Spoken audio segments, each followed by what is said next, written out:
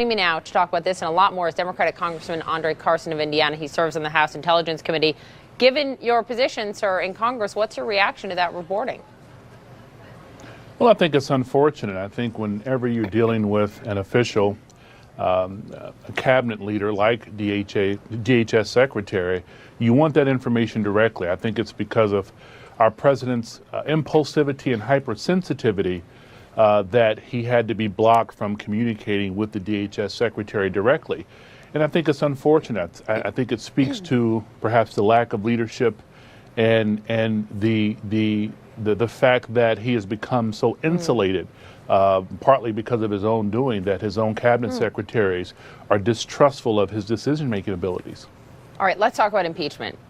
You have had a week, everyone's had a week now to digest the Mueller report. I understand, you've read what's out there. You have not been to the SCIF yet to read the more, the one with fewer redactions, but you plan to do that soon.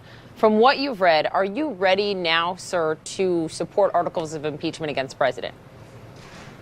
I think it's important that we still bring in witnesses, we issue additional subpoenas, we take a measured approach as it relates to this, but we still have work to do as a democratically controlled House of Representatives. Speaker Pelosi and Leader Schumer are meeting with the president next week to talk about the Democrats' infrastructure proposal. We're talking about $1 trillion. Chairman DeFazio is talking about maybe $2 trillion. We need to talk about the investments that need to be made to our crumbling infrastructure. About 40% of America's infrastructure needs to be repaired. Yes. So, but your point is not yet on articles of impeachment. You say take a measured approach. I ask because in August of last year, this is before the midterms, you said, asked in a local TV interview, should articles of impeachment be brought if Dems retake the House? Your words, quote, having a sitting U.S. president listed as an unindicted co-conspirator, to me, meets the test, meets the standard. So I'm wondering if it met the standard to you back then, what has changed? Why does it not now? Has the Mueller report reflected better on the president than you expected it would? I won't say better. I think Director Mueller kind of laid the impeachment question at the feet of Congress, and so I think we should take a measured approach. I think it has to be balanced. On one end, there are a lot of folks, my constituents included, who feel as if the Mueller report did not directly indict the president, as it were, and so they feel like we should move forward. There are others who feel like Congress now has the opportunity to offer impeachment or to take the impeachment route. But at the end of the day, people want to see us work in a bipartisan fashion. I mentioned infrastructure. We have to talk about education. We have to talk about growing small businesses. So I think we can still deal with the impeachment question, but we still have to do the work that we were sent to Congress to do. There's this really interesting quote this week, Monday in the Times, by Congressman Emanuel Cleaver, a Democrat of Missouri. And he said, basically, and I don't know if you read this, but it struck me. I circled it and I thought, wow, that's an interesting point, because he said, if you move forward to impeach the president, that's going to help him. And here's why. Because he says he would never be convicted in the Senate. How are you going to get 2/3 of the Senate? And he said, quote, he would be able to campaign all around the country saying, I have been acquitted. Is he right? He's a dear friend, and he's one of my biggest mentors. He's a fellow Midwesterner, and I think he understands the balance of the country. That's why folks come to the Midwest when they're running for president, because we kind of reflect the pulse of our country. And so in a very real sense, he's very right. He's absolutely right. We can't let him off the hook, but the president has a background in development. He should be taking the lead in wanting to work with Democrats on an infrastructure proposal. We're talking about smart vehicles every day. Let's talk about smart roads and incorporating that strategy into our infrastructure proposal. Democrats have a plan. If the president wants to improve his legacy to some degree, he should work with us. All right. Let me ask you a few more things.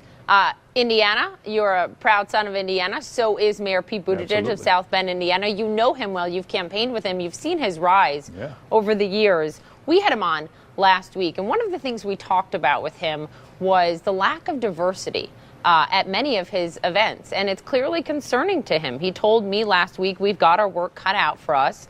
We need to invite more and more people into the process and the team that we're building. Are you at all concerned about the lack of diversity that you have seen at his events, et cetera? Well, I'm always concerned about a lack of diversity in any space. I think Mayor Pete is very brilliant. He's certainly formidable. He's a friend of mine. I've known him even when he was an intern for Senator Joe Donnelly when he ran statewide in Indiana. He's a brilliant man, as you've seen. He's impressive. He's deeply concerned about the needs of Hoosiers and Americans. And he's very compelling. He has a phenomenal story. I mean, he's picture perfect. But I think for him to kind of be at least objective enough to know as a leader, he needs more diversity that includes his team, that includes folks who work for him, that includes the contracts in which he issues. And so we're willing to help, and there are folks who are willing to help him with his diversity issues. We just have to have a sit down about it. But I'm so proud of Pete. Whenever I see him, I beam with joy because he represents Hoosiers quite well. All right, before we go, the question of socialism. You take a very measured approach when it comes to your constituents, of course, not all being very liberal. And so I'm interested in your read on this, because new polling out in the last few months shows that more Democrats have a favorable view of socialism than capitalism. So building on that, we heard Larry Kudlow say just yesterday, the director of the National Economic Council, this. I will say this. Socialism is a loser. Socialism is a loser.